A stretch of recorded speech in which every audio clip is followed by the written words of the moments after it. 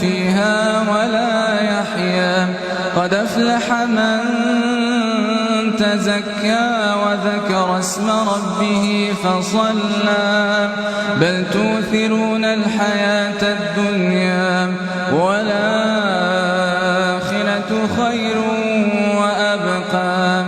إن هذا لفي الصحف الأولى صحف إبراهيم وموسى. بسم الله الرحمن الرحيم. هل أتاك حديث الغاشية وجوه يومئذ خاشعة عاملة ناصبة تصلى نارا حامية تسقى من عين آنية ليس لهم طعام إلا من ضريع لا يسمن ولا يغني